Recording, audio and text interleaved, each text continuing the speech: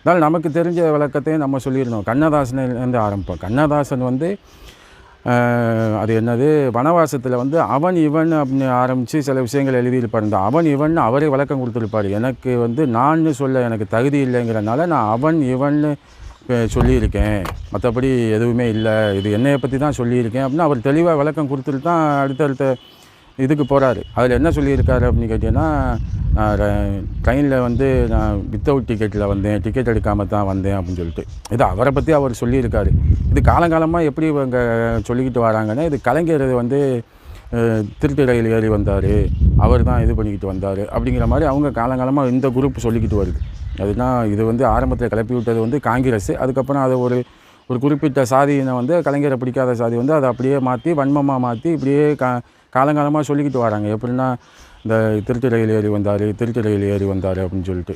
ஆனால் திருட்டு ரயில் ஏறி வர்றதுக்கு வந்து கண்ணதாசன் சொன்னது வந்து அவரை சொல்லியிருக்காரு.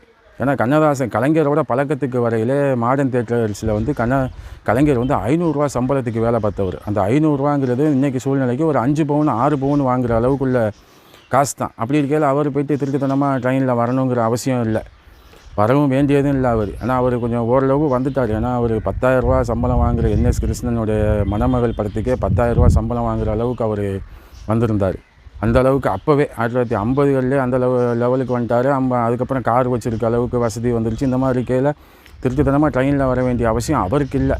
அதை வந்து இவர் கண்ணதாசன் தான் அதை சொல்லியிருக்காரு. நம்ம வந்து திருட்டுத்தனமாக வந்தான், டிடிஆர் வந்துடுவார் பயப்பட்டான் அப்படின்னு சொல்லிட்டு. இது வந்து கண்ணதாசனை சொல்லிக்கிட்டது.